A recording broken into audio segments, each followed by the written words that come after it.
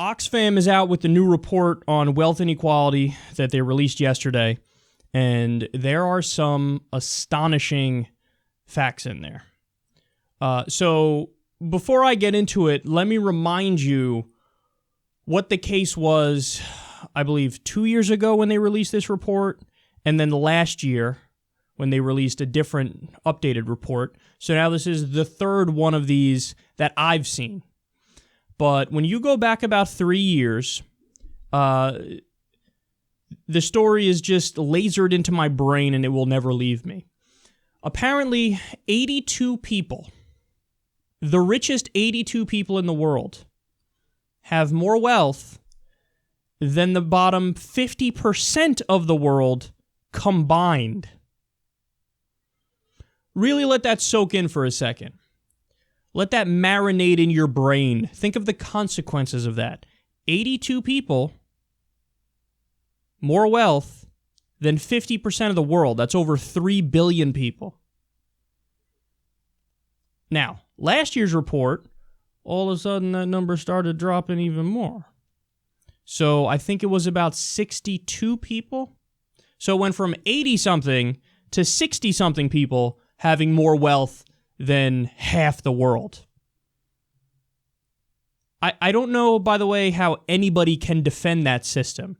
As if there's any logical explanation for it that could justify it morally. But not just morally, also economically. When you have that much of a gap between the rich and the poor, or just average people and the rich, you're sowing the seeds of revolution. You're making your bed and you're going to sleep in it. Because that's so disproportionate that there's no argument for it. Certainly no convincing argument for it. So those were the reports from a few years ago. Now, let's fast forward to today and let me give you some new numbers. So they say a top corporate CEO earns as much in 1 year as 10,000 garment factory workers in Bangladesh. 10,000 people make less than one top corporate CEO. That appears to be massively, massively unsustainable, as well as unethical and downright stupid. I got more for you. The world's 10 biggest corporations together have revenue greater than the 180 poorest countries combined. Let me repeat that. The 10 biggest corporations have revenue greater than the 180 poorest countries combined. 180, that's the overwhelming majority of countries on the planet, are not as rich as the top 10 corporations. By the way, who rules the world? Think about it. Who really has the most power and the most control? A lot of people might say, hey, nation states, clearly. With a fact like this, you begin to wonder. It's more likely multinational corporations. Now, they don't have, mercenary armies, for example, but when you think about the way the system works in the U.S., what happens? You have corporations pay the politicians, and the politicians do the bidding of the corporations. So they basically are renting the U.S. military to do what they want them to do. That's why there's been so many examples of wars over natural resources. I mean, if you haven't read about it, this stuff was happening for a long, long time. Even go back to the banana wars. Read about the banana wars. How banana companies in the U.S. wanted to jack bananas from South America because they wanted to take them and then make money off them. So we invaded them. But it's not just that. This still happens to this day. Wars over natural resources and power and control. And it's not like, we really are, the moral world policemen and we're making rational decisions based on human rights. Really? Then why are we allies with Saudi Arabia? A terrorist state that has the same ideology as ISIS? Because it's not about human rights and altruism and trying to do the right thing and be the world police. Oftentimes, our government acts as, the military acts as the thugs for multinational corporations, and they end up doing their bidding. And I'm not saying they even know that that's what they're doing and, they're bad people. I'm not saying that at all. What I'm saying is, when you look at the incentive structure in the system, and you have corporations pay the government, and the government does favors for the corporations, I mean, it's all laid out right in front of you. Now, I still haven't gotten to the biggest fact yet. So remember, it was 80 some odd people had more wealth than half the world. Then it was 62.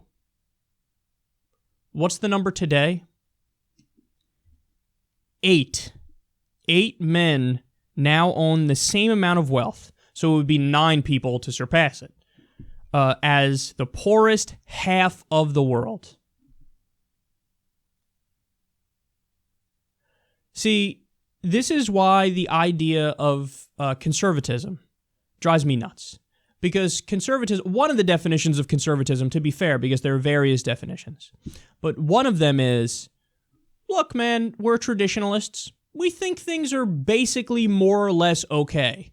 So we kind of want to keep things as they are. We don't want to rock the boat too much. We don't want to do too much change. We don't want to have too much progress because we're already kind of comfortable. So, pump your brakes here. That's one of the ideas of conservatism, one of the definitions of conservatism. But how can anybody, knowing this fact, say, I'm a conservative, or I'm that kind of a conservative? That is logically impossible. Like, you could look at that and go, you know what? I think that's the proper way we should do it. I think 8 people should have the same amount of wealth as half the fucking world, or 9 people should have more wealth than half the world. The main point here is, all your life, you've been told by well-meaning people, I'm not trying to put these people down, I'm sure they're lovely people as a matter of fact, but hey, the way it works, it's very simple. You keep your head down, you keep grinding, you keep working hard, you're going to get where you want to go. Now, in some instances, there's a grain of truth to that. But in most cases, there's no truth in that. Because I just told you the numbers. Do you think that these 8 people or 9 people somehow are just that much better human beings? They're just that much superior to you. They work that much harder. That they deserve, 9 people deserve more wealth than the bottom 3.6 billion. No, they didn't work that much harder. They're not that much better than you. They happen to be in a system that rewards them financially and allows them to pass down wealth financially in a way that's obscene. So the answer is, we got to redistribute. Anybody who's not in favor of redistribution, like, it's funny, the conservatives use that as like a smug, like, dismissal of literally like, oh yeah, that guy, he's in favor of wealth redistribution. If you read this and you're not in favor of wealth redistribution, you're an idiot. And nobody is saying, because now is when they start strawmanning, okay, so you want everybody to have the exact same amount, huh? No, dipshit. I didn't say that. Nobody said that. Nobody's saying the person who runs a giant organization who works 15-hour days should make the same as the part-time janitor who comes there and cleans up every now and then. Nobody's saying that. You made it up. So we understand that, or I certainly understand that some level of a meritocracy is okay. But in order to have a meritocracy and say, hey, the harder you work, the further you go, you need to have a baseline where everybody starts the race from. So you need to have a social safety net. You need to have a system that allows a bare minimum standard of living that then allows people to compete on an equal footing. And we simply don't have that. And as I already told you, this isn't even a meritocracy, because a lot of the richest people in the world, it's inheritance. It's passed down from their uber-rich granddaddy who did whatever, and then they have the wealth, and then they pass it down. And you have many Paris Hiltons who they sit around with their thumb up their ass all day, and they somehow still think they're better than you. No, we need a social democratic system the world over. That's the answer. I'm not calling for doing it in an international way. So I'm not calling for NWO, New World Order, one world government. I'm not calling for that at all. I think you should, shrink it down to the nation state level, and people should do it within their own borders, basically. But when you read facts like this, you understand that all the arguments made to perpetuate the inequalities of the system are just utter trash.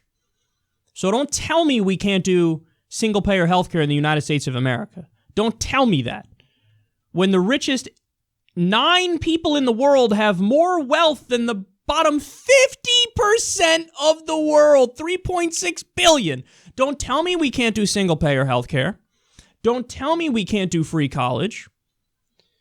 Don't tell me we can't set up a system that pays a living wage. If you work full-time, you should make enough money to survive.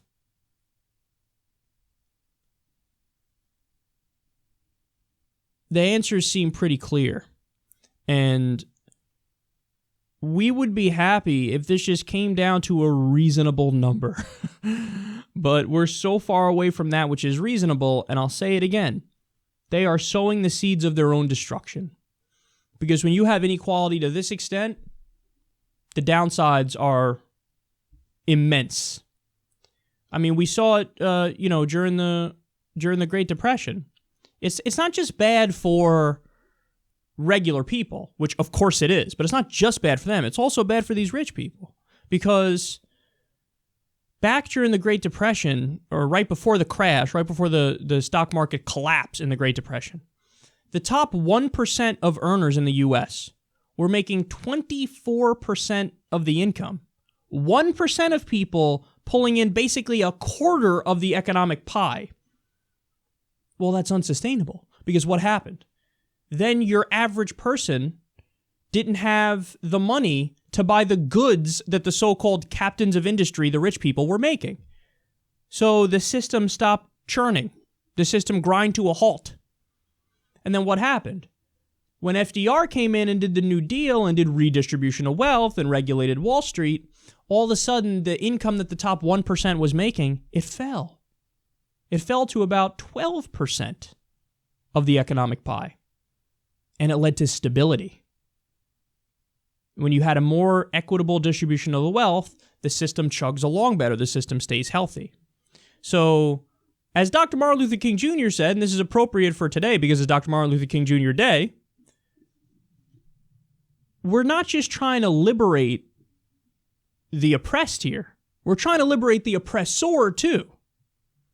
Because obviously the 3.6 billion people, poorest people in the world, having less than the top 9 people, more than half the fucking world, that ain't just bad for them. It's bad for those top 9 people too. It's bad for the rich. Because if we don't do this in an organized, structured way where we create systems that foster equal opportunity, well then guess what? People are going to start pouring into the streets with pitchforks and torches and guns. And you don't want that. So this kind of predatory corporate capitalism the world over, corporatism, this is the cancer that needs to die. And we need to get money out of the political system, not just in the U.S., but everywhere in the world where corruption is a big deal, and it's an even bigger deal in many other countries. But you need to end the corruption, do clean elections, and then push for social democratic systems. Because if you don't, the unrest is going to bubble up and bubble up more and bubble up more, and then we're facing a really, really dystopian future. And I haven't even touched on the issue of automation yet. Because with automation and the workforce shrinking and moving more towards basically robots and machines to do the work, well, guess what?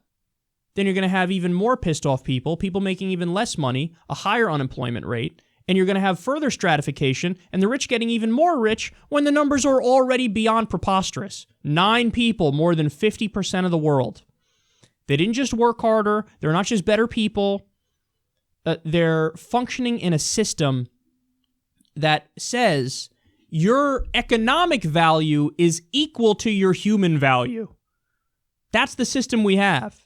Your economic value is equal to your human value. Well, I say hell no, because there's no goddamn way that 9 people, you can count them on 2 fucking hands, man, having more than half the world, really those 9 people are just better people? Their human value is worth more than 3.6 billion human beings on the planet? I got news for you. Those people have kids too. Those people are aunts and uncles. Those people are grandmas and grandpas. Those people have their own life stories. Those people matter. Those people count. The system we have right now doesn't recognize that. It's time to fight back so we do recognize that.